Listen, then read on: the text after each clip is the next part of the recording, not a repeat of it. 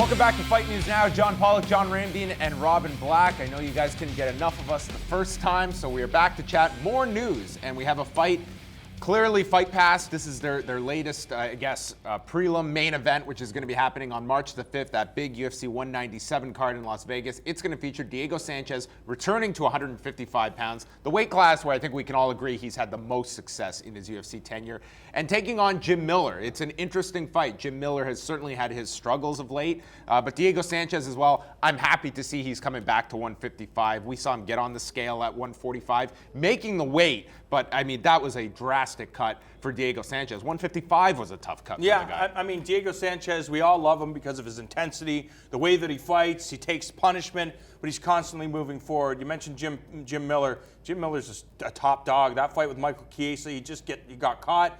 Chiesa's a very, very talented individual. Jim Miller only takes on the top tier guys at 155 pounds. I kind of feel bad for Diego Sanchez because it doesn't seem like Diego has progressed like the sport has progressed, and I think it's going to be a very long night for Diego Sanchez. I agree with your points, but I'll say Diego Sanchez fought a top guy in Ricardo Lamas, and not to say he was at all winning that fight, but performed better than I anticipated in Monterrey. Sure, but at the same time, Diego Sanchez also fought at 170 pounds in the past. So he won the contract at 185 Exactly. pounds. So the Diego Sanchez, that's one of his advantages in a fight like that. He's the bigger, stronger guy. I am a big Diego Sanchez fan for a lot of reasons. I did a breakdown a couple of months back examining his gameness. That when push comes to shove, there are times where you don't have the answer and you have to push through the fire over and over again until the answer comes to you. And he is very special in that way. And very recently, I talked to Dan Hardy for a long time, and Diego Sanchez's name came up in this conversation. And Dan Hardy is very much a believer that gameness should be the last thing you draw on. And in Diego's case, it's one of the first things he draws on. It's what makes him win those Fight of the Nights. It's what makes people love him. But it's very challenging and physically challenging. A lot of people are saying when they're asking for a fight, can I fight Diego Sanchez? Yeah. Nobody's saying, can I fight Jim Miller? Nobody. Mm-hmm.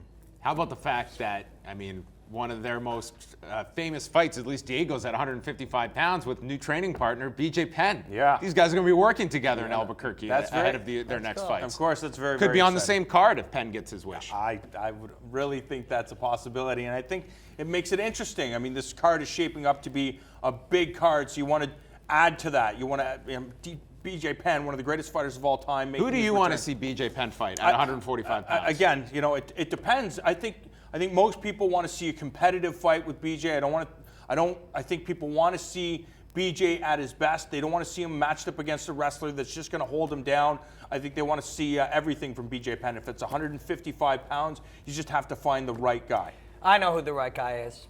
The right guy, whether it's this fight or the next one, it is BJ Penn versus Renan Barão at 145 pounds. Renan Barão is, I am told, 100% fighting his next fight at 145 pounds.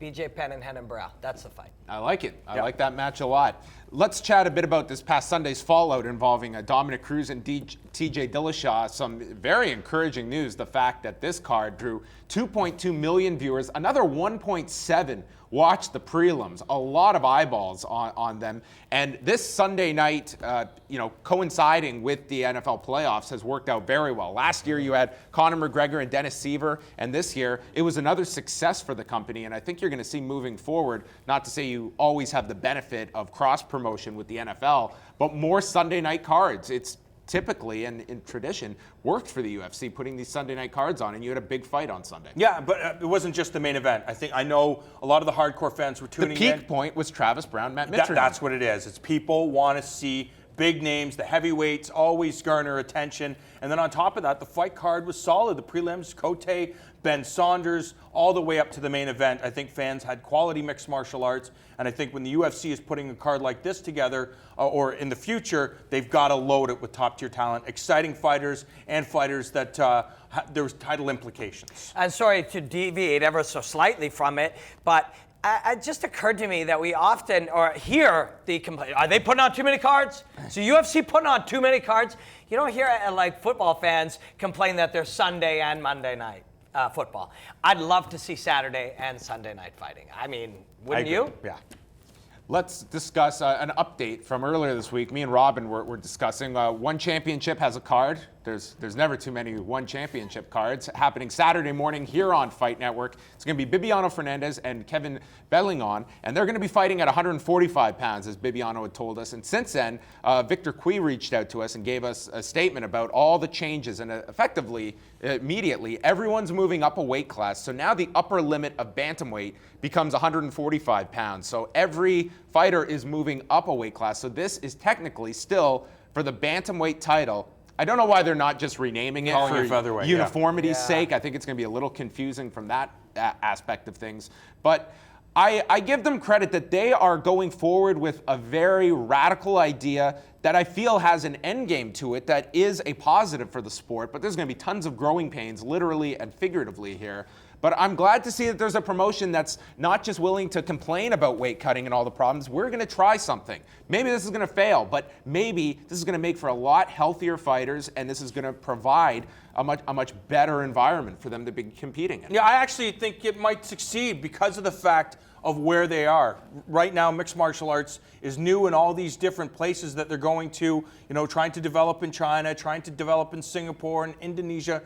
The goal is to try to establish their brand. And they're going through the growing pains, just like the UFC back in the day had their growing pains.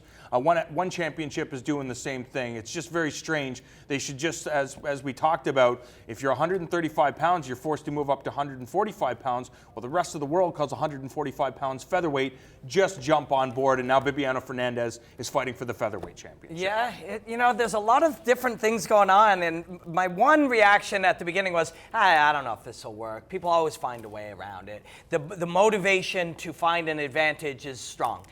That doesn't mean you don't try. Mm-hmm. And I not only applaud them for trying, I think it's fantastic. And there's something even a little deeper for me here. And that is, you always see companies, corporations, sports is a corporation, music is a corporation, all these things are run by corporations. You always see them making choices based on what will raise profits or what will lower costs. And these guys are not making that choice based on that at all. This is going to raise their costs, and it's going to be an extra challenge for them. And they're doing it because it's the right thing to do. And that is very rare, and that is very cool. And when you sort of think about that for a bit, in my opinion, that makes me like one fighting a lot more. But at the same time, we're all talking about fighter safety. This is still an organization that allows soccer kicks and stomps. So the rest is martial arts, man. Yeah, I'm sorry. I love it. Yeah. I understand the purity of the martial arts, and with an elbow to the head is a kick to the head of a standing guy is a violent thing. The kick to the head of a ground guy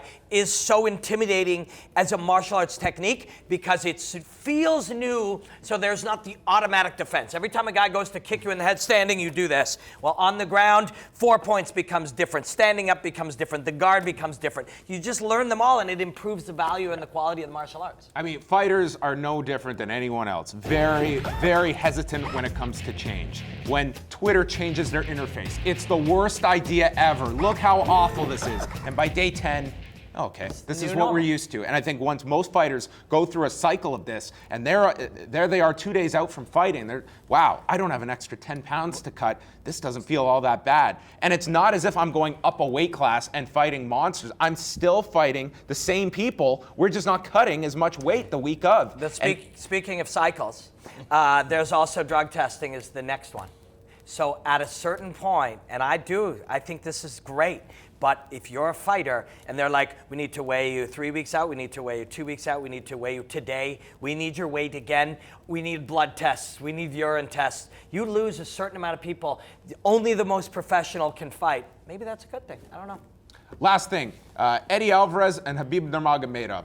You interested in this fight, and where is Eddie Alvarez positioned in the lightweight division? Because here is a guy that has just knocked off Gilbert Melendez and Anthony Pettis, who not that long ago were fighting for the lightweight championship. Eddie Alvarez has, in 3 fights, positioned himself very well in the 155-pound weight class. Yeah, so I highly doubt he would take this fight with the Eagle, considering everybody knows how talented he is, and on top of that, he wants his shot at the UFC championship. And when you've But what is that wait period like? We've got the Dos Anjos fight. It doesn't matter. I think Eddie Alvarez, I got my fight with this fight with Anthony Pettis. That's I'm sure under my his belt. teammate Frankie Edgar can tell him what Exactly. waiting does. Yeah, I think I he understand. I think he also wants to fight. Yeah, I know he does, but he wants to fight for the title. But He's I been think around- he'll go at some point. They say, well, maybe this, maybe that, and then we might have this. By the way, BJ might be 155. Connor, like if he thinks about it, he's like, wait a second, I'm a fighter. I'm Eddie Alvarez. I fight guys. This Like, quite Eagle, literally, if Conor were to win this title in March and he defends the featherweight title at 200, you're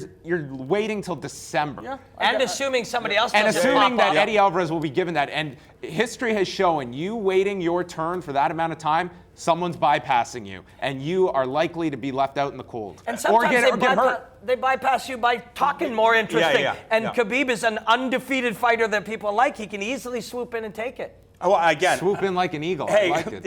and listen, if they want to put this fight together, the story is made. Eddie Alvarez from Philadelphia versus the Russian. It is Rocky IV. Do the fight. Okay, well, there you go. Promoter and matchmaker here to my left. Coming up Thursday night, January the 28th, we are back with a 1-hour preview show getting you set for the UFC card from Newark, New Jersey, which is headlined by light heavyweights Anthony Johnson and Ryan Bader. Tune in Thursday night, 6 p.m. Eastern Time.